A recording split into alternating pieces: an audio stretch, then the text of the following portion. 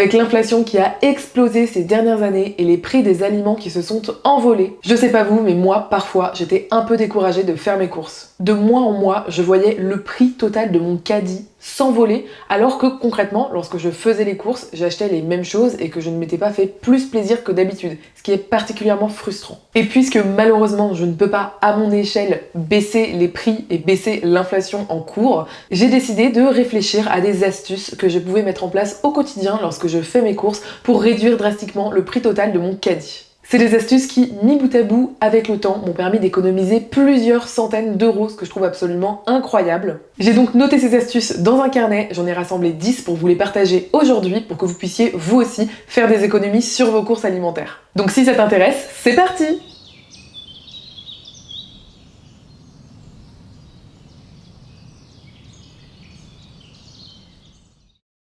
La première erreur que je faisais beaucoup avant et qui franchement m'a fait perdre beaucoup d'argent, c'est de ne pas vérifier avant de partir aux courses ce qu'on a précisément dans son frigo et dans ses placards. Le résultat, lorsqu'on ne prend pas ces 10 minutes avant de partir aux courses pour faire ces vérifications, c'est qu'on peut avoir tendance à racheter des produits que l'on a déjà, notamment si ce sont des produits périssables. Le pire qu'il puisse arriver, c'est que vous rachetiez un produit que vous avez déjà chez vous et que vous soyez dans l'obligation ensuite de jeter les premiers produits que vous avez achetés parce qu'ils ont moisi tout simplement et que vous en avez trop dans votre frigo. Vous vous en doutez, le gâchis alimentaire, c'est concrètement un ennemi des économies qu'on peut faire au quotidien lorsqu'on fait ses courses. C'est pourquoi c'est vraiment très important de mettre cette habitude en place. Si vous partez aux courses, vous devez être sûr avant d'avoir fait vos vérifications chez vous.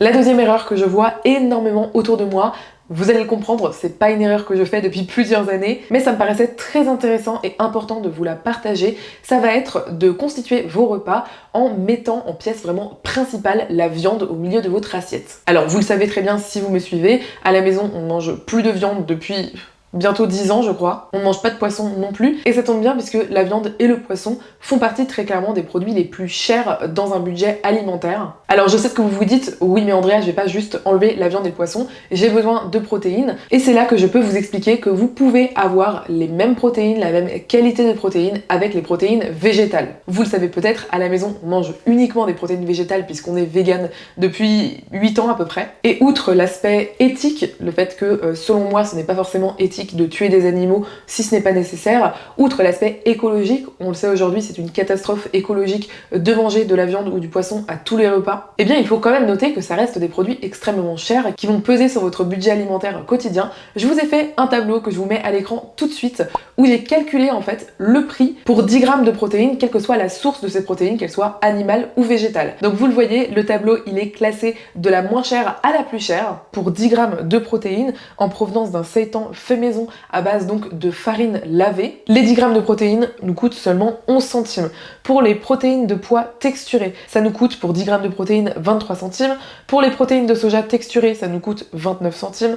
Pour les lentilles, lorsqu'on les cuit maison, ça nous coûte 52 centimes. Pour le tofu, les 10 grammes de protéines nous coûtent 63 centimes. Pour les pois chiches cuits maison, ça nous coûte 65 centimes. Alors vous le voyez, les légumineuses c'est souvent un petit peu plus cher que le reste parce que c'est moins riche en protéines, moins concentré on va dire en protéines. Et là on compare par exemple au prix du poulet qui reste normalement une viande très économique si je ne me trompe pas. Et là pour 10 grammes de protéines, on paye quand même 1,85€. Ce qui revient à presque 18 fois plus cher que pour du seitan pour des protéines équivalentes.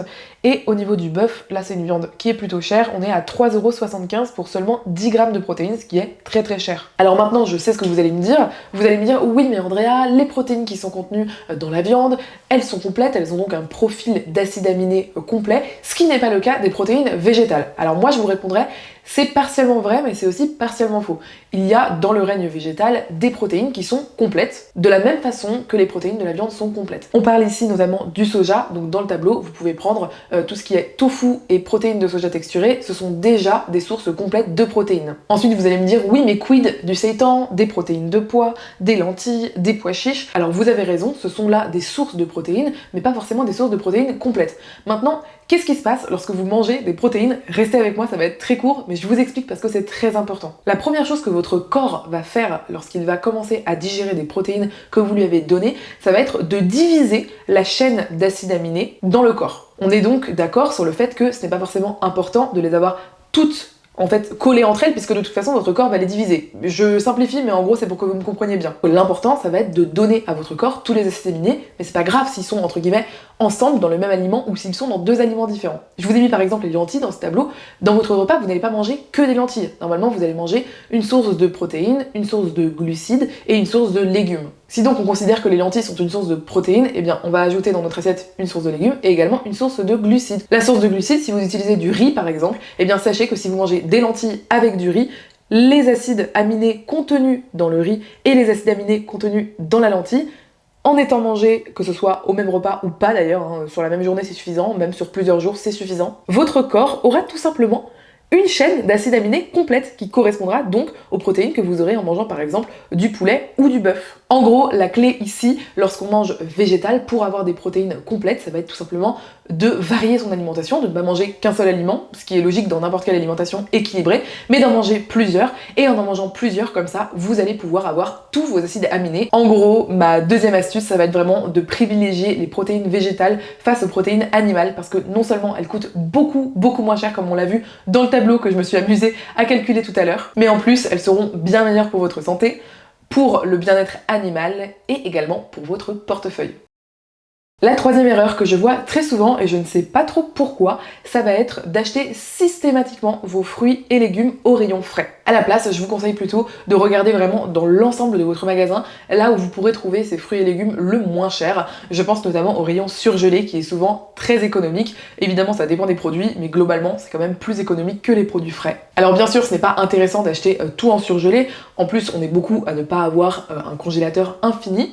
Mais il y a certains produits qui sont vraiment particulièrement intéressant d'acheter en surgelé, notamment par exemple les fruits rouges. En plus de ça, la saison des fruits rouges est assez courte, c'est en général l'été, et lorsque vous les achetez surgelés, vous allez pouvoir en profiter toute l'année, puisque normalement les fruits surgelés sont cueillis à pleine maturité et idéalement en saison. Je pense également aux produits qui ne viennent pas de France métropolitaine, qui sont importés, parfois même importés par avion, ce qui est écologiquement un désastre, mais bref. Par exemple la mangue, l'ananas, ça ce sont des produits qui coûtent en général beaucoup moins cher surgelés que frais, donc si vous avez l'habitude d'en consommer, je vous conseille vraiment de vous tourner vers ces produits-là. En termes de légumes, moi je pense souvent aux épinards qui sont franchement très économiques en surgelé, mais aussi les petits pois. Pareil, la saison normalement est vraiment courte en frais, c'est le printemps pendant quelques semaines. Et en plus, si on les achète frais, ça coûte très cher et il faut les écosser à la main, ce qui est pas forcément très pratique. Si vous les achetez en surgelé, ils sont déjà écossés et ils sont très économiques. Moi j'achète également souvent le brocoli en surgelé, les haricots verts qui sont excellents en surgelé. Je les mets tout simplement au four avec un filet d'huile d'olive et un petit peu de sel, et juste comme ça, c'est juste délicieux et très économique. Ce qui est vraiment génial également à acheter en surgelé et beaucoup plus économique, ça va être de prendre les mélanges, vous savez, de légumes. Alors regardez toujours les ingrédients pour être sûr déjà qu'il n'y a pas d'ingrédients d'origine animale, comme du beurre par exemple. Ça m'est déjà arrivé de me faire piéger avec ça. Mais également, regardez en fonction du sel, de l'huile ajoutée, parce que souvent ils veulent faire quelque chose de très gourmand et donc ils vont rajouter ces produits-là. Ce qui n'est pas forcément problématique en soi, mais juste il faut le savoir pour pas en rajouter vous ensuite à la cuisson et vous faire piéger là-dessus et avoir des légumes par exemple très gras ou très salés. Et en plus, on va pas se mentir, ça enlève quand même pas mal de charge mentale de cuisine, donc c'est très pratique pour les jours où on est fatigué ou les jours où on a beaucoup de choses à faire. La quatrième erreur pourrait vous faire gagner des centaines d'euros à elle seule, ça va être le fait d'acheter votre poudre d'amande, votre vanille, vos aides culinaires, également vos épices en supermarché. Je m'explique. J'ai remarqué que sur certains produits, les prix des supermarchés sont abusé. Vraiment, c'est hallucinant à quel point c'est cher. J'ai oublié de dire, mais les pépites de chocolat aussi, c'est extrêmement cher. Et c'est pas genre c'est cher parce que c'est un produit de luxe et c'est normal que ce soit cher. Non. C'est juste cher parce que tout à coup, ils ont décidé que ça devait être cher, même parfois parce qu'il y a une sorte de monopole, voire oligopole des marques sur ces produits-là, et donc les gens vont faire confiance à ces marques-là, vont acheter ces produits-là, souvent en petits formats, qui au kilo sont extrêmement chers. J'ai fait des recherches pour étayer mon propos et pour que ce soit plus clair à l'écran. Par exemple, on a la poudre d'amande blanche qu'on achète sous la marque Vainé en supermarché, qui ici, comme vous le voyez, coûte 25,52€ au kilogramme. Moi, ce que je vous conseille pour ces produits-là, c'est plutôt de les acheter en grand format ailleurs qu'en supermarché, donc par exemple sur internet ou en épicerie du monde, notamment épicerie orientale, où je trouve que c'est en général assez économique. Et là, j'ai pu comparer le prix entre la poudre d'amande que moi j'achète sur internet et celle qu'on vend en supermarché. J'achète donc chez Coro, je vous l'affiche à l'écran, et elle coûte, comme vous le voyez, 12,50€ au kilo, ce qui qui est donc littéralement 50% moins cher que ce qu'on vous vend en supermarché. Et au niveau de la qualité, non seulement on s'y retrouve totalement, mais moi je trouve personnellement que la poudre d'amande de chez Koro est de meilleure qualité que la poudre d'amande de chez Vainé. Je précise tout de suite que cette vidéo n'est absolument pas sponsorisée, j'en parle juste parce que ce sont mes habitudes de consommation personnelles, mais c'est absolument pas une vidéo en collaboration commerciale. J'ai fait la comparaison également pour les gousses de vanille, là encore le prix est juste hallucinant. Encore une fois, en grande surface, vous allez payer 4,28€ pour une seule gousse de vanille. Alors qu'encore une fois, si vous les achetez sur internet, notamment sur Koro ou sur un autre site, vous pourrez aller voir d'autres sites pour comparer les prix. J'ai ici 35 grammes de gousse de vanille pour 20,50€. Alors j'ai calculé, il y a 10 gousses de vanille dans le paquet, ce qui revient donc à 2,05€ la gousse de vanille. Donc vraiment là, on parle d'économie absolument énorme sur ces produits-là. Je trouve que ça, c'est particulièrement vrai pour les produits type aide culinaire. Et la deuxième catégorie d'aliments auxquels vous devez faire particulièrement attention sur ça et ne pas les acheter notamment sous la marque Ducros dans des petits pots en verre en supermarché, parce que ça vraiment pour moi, désolé mais c'est de l'arnaque, parce que non seulement la qualité est extrêmement basse mais en plus c'est extrêmement cher, donc vous payez le prix d'un produit de luxe pour avoir un produit vraiment de sous-catégorie. Je vous ai donc fait à nouveau un comparatif que je vous mets à l'écran pour le curry madras de chez Ducros qu'on achète en grande surface. Alors en plus il était en réduction donc le prix est réduit, mais il est à 41,56€ du kilo. Tandis que si vous achetez cette même épice dans une épicerie orientale ou au rayon monde de votre supermarché, et là on voit qu'on est à 7,20€ pour 500 grammes, soit 14,40€ pour 1 kg, VS les 41,56€ du kilo chez Ducros. Vous payez donc littéralement le triple si vous achetez votre curry madras dans ces petits pots de chez Ducros par exemple. Alors je sais qu'il existe aussi des marques distributeurs en supermarché. Vérifiez encore une fois le prix au kilo, ça peut être intéressant, mais moi je vous conseillerais toujours d'aller vraiment au rayon du monde de votre supermarché ou tout simplement de vous rendre en épicerie orientale pour acheter directement vos épices là-bas. J'ai calculé aussi pour le paprika doux qui vaut 53,75€ du kilo chez la marque Ducros en supermarché contre 27€ chez la marque Espig, notamment en épicerie orientale ou au rayon monde de votre supermarché. Donc on voit encore que c'est presque 2 fois plus cher chez Ducros. Et j'ai également fait la comparaison pour les herbes de Provence. J'ai essayé de prendre vraiment les épices qu'on utilise régulièrement dans les foyers français. On est à 10,90€ pour la marque Espig contre 41,25€ chez Ducros. On est donc à presque 4 fois le prix chez Ducros pour une qualité équivalente. Honnêtement, c'est vraiment abusé. On passe à la prochaine erreur qui est de ne pas prévoir ses repas de la semaine en avance. Je m'explique, si vous allez aux courses et que vous n'avez aucune idée de ce que vous allez manger, de ce que vous allez cuisiner, de ce que vous allez préparer cette semaine, que ce soit pour vous ou pour votre famille, eh bien vous allez vous retrouver à errer un petit peu dans le rayon et acheter des produits, je vais pas dire au hasard, mais plutôt en fonction de vos envies, plutôt qu'en fonction de la logique. Et en général, ça coûte plus cher. Vous risquez d'acheter des produits que vous n'allez pas utiliser dans la semaine, vous risquez également d'oublier des produits auxquels vous auriez bien aimé avoir accès cette semaine-là si finalement vous décidez de faire une recette de soupe avec de la butternut parce que vous avez acheté de la butternut et des lentilles corail mais que vous n'avez pas acheté vos lentilles corail. Donc peut-être même que dans la semaine vous allez devoir retourner dans votre épicerie du coin pour racheter ces produits-là, ce qui va ajouter au coût alimentaire de votre semaine. Et voilà, comme souvent, l'organisation c'est la clé pour faire des économies et pour réduire sa charge mentale. Donc je vous conseille vraiment, avant de partir aux courses, de vous poser pour réfléchir aux recettes que vous souhaitez faire cette semaine et quels sont les ingrédients que vous avez chez vous et les ingrédients que vous devriez acheter pour les réaliser. D'ailleurs sur ma chaîne je vous propose plein de meal prep, plein de recettes à la fois économiques, gourmandes, originales qui vont absolument régaler tout le monde. Donc si ça vous intéresse, n'hésitez pas à piocher les inspirations sur ma chaîne. La 6e erreur, elle est un petit peu corrélée avec la 5e erreur, ça va être de partir aux courses sans liste de courses. Ça c'est vraiment une erreur que je vois beaucoup malheureusement et qui pourtant coûte tellement cher. Avoir une liste de courses, ça va vous permettre de vous concentrer sur ce que vous avez besoin d'acheter, de ne pas trop vous faire happer par les sirènes du marketing parce que malheureusement parfois c'est un petit peu tentant. Et si vous n'avez pas de liste de courses, encore une fois, c'est comme ne pas avoir de budget, on va en parler ensuite. Ça va vous permettre un petit peu de partir dans tous les sens et d'acheter des produits peut-être plus chers, peut-être des produits juste qui vont vous faire plaisir, etc. Et de ne pas réellement en fait constituer votre caddie de courses autour vraiment de ce que vous allez manger réellement cette semaine. Donc pour moi, avoir une liste de courses qui soit nette, carrée, vous pouvez la faire sur votre téléphone portable, vous pouvez la faire sur un petit papier que vous prenez avec vous. Vous faites vraiment comme ça vous convient, mais pour moi, avoir une liste de courses lorsqu'on part en course, c'est vraiment indispensable pour faire des économies. La 7e erreur, alors je l'ai entendu beaucoup, je l'ai même lu beaucoup dans vos commentaires puisqu'on a déjà parlé de ce sujet-là et vous en parliez beaucoup et je suis tout à fait d'accord avec vous, ça va être de partir aux courses sans avoir mangé et en ayant faim.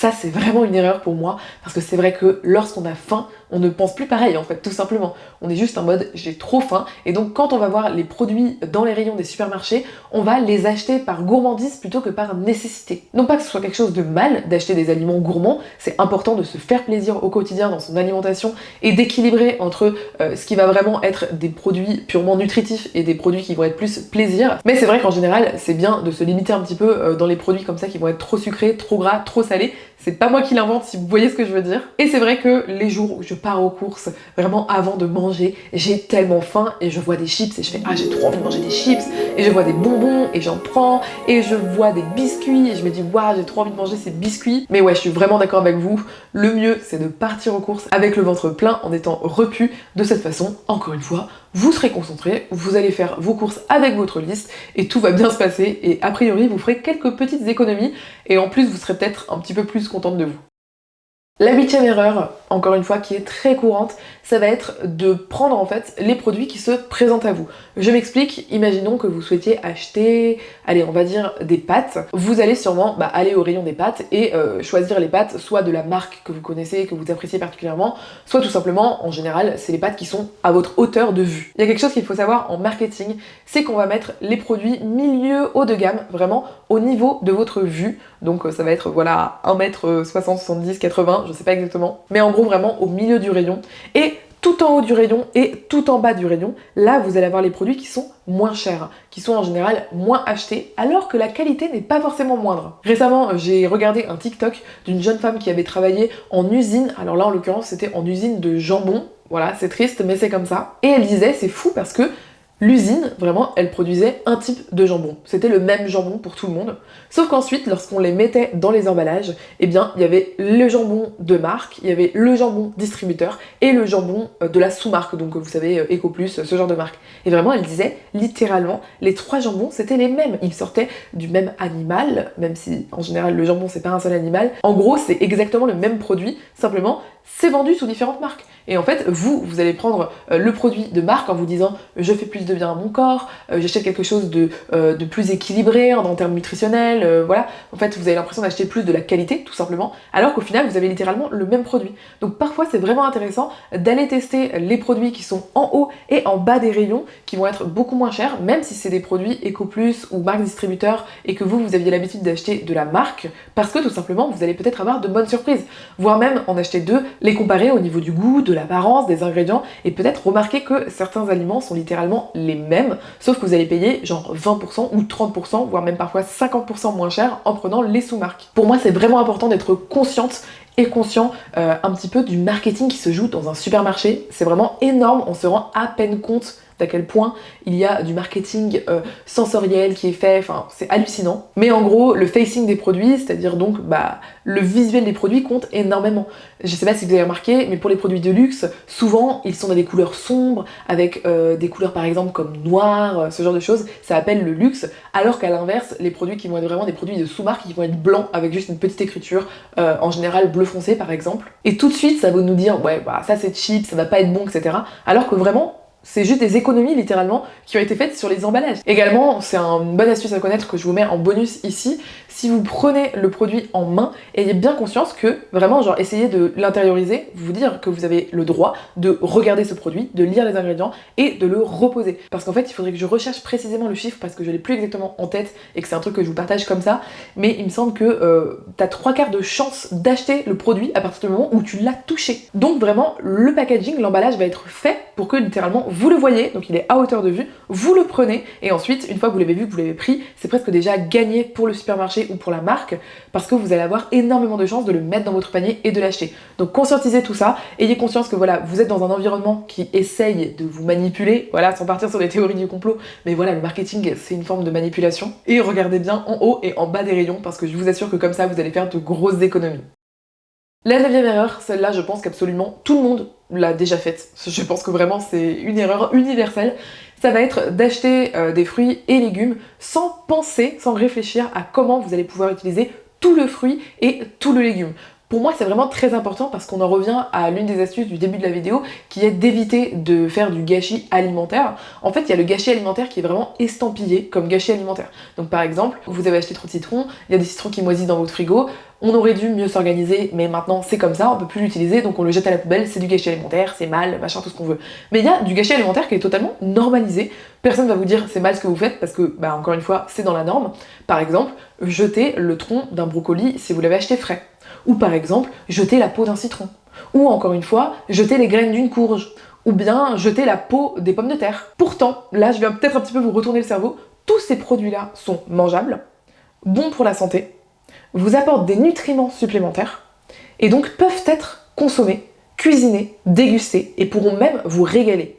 Et là vous vous dites, waouh, vous repensez à toutes les épluchures de pommes de terre que vous avez jetées, vous repensez à toutes les pots de citron que vous avez jetées, et vous vous dites, mais ouais, en fait, peut-être qu'en termes de kilos, c'est juste énormissime par an et par personne, tout ce que j'ai jeté, alors que j'aurais pu le consommer, en plus en me faisant du bien à la santé. Et c'est vraiment là qu'on se rend compte de la quantité d'argent qu'on peut économiser avec toutes ces astuces que je vous donne. Mais je ne vais pas vous contenter de vous donner des astuces, je vais aussi vous énumérer un petit peu des recettes que vous pouvez faire avec les produits que je viens de citer. Et sachez que ce sont des recettes qui sont presque toutes disponibles sur mes réseaux sociaux, que je vous ai déjà partagés. Donc je vais essayer de vous mettre tout ça en description pour que vous puissiez les retrouver rapidement. Mais par exemple, si vous achetez une courge, disons une courge butternut, vous allez peut-être l'éplucher avant de la cuire, c'est pas obligatoire, sachez-le, mais certaines personnes préfèrent le faire, ou pour certaines recettes, c'est vrai que c'est plus pratique. Et vous allez également jeter les graines pour utiliser la chair. Donc utilisez la chair comme vous souhaitiez l'utiliser, c'est parfait. Avec la peau que vous avez épluché de votre butternut, vous allez pouvoir faire des chips absolument délicieuses. Vous mettez un petit filet d'huile de cuisson, un tout petit peu de sel. Si vous souhaitez un petit peu d'épices, pourquoi pas du paprika,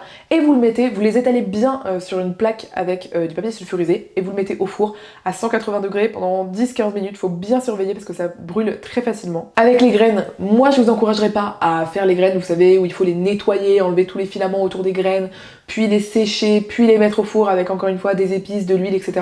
Parce que je trouve ça tout simplement pas bon. Je sais pas si vous avez déjà testé cette astuce recette. Moi je l'ai jamais partagée parce que je la trouve pas bonne tout simplement. Moi ce que je vous conseille de faire à la place, c'est plutôt de faire un lait de courge. Je vous ai déjà partagé la recette donc je vous la mettrai en description, mais sachez que c'est extrêmement simple. C'est juste les graines de courge non débarrassées de leurs fibres avec de l'eau, vous mixez, vous filtrez, vous obtenez 1 litre de lait de courge absolument délicieux qui ressemble à un petit lait de noisette et qui va en plus de ça vous faire économiser peut-être 1 litre de lait végétal qui peut coûter parfois assez cher. Avec vos agrumes, si vous les choisissez bio, je vous invite vraiment à récupérer les zestes. Vous allez éplucher votre citron, vous récupérez vraiment la partie jaune, pas la partie blanche qui s'appelle le zeste et qui est très amer, et vous mettez ça dans un bocal, vous les tassez bien et vous le mettez au congélateur.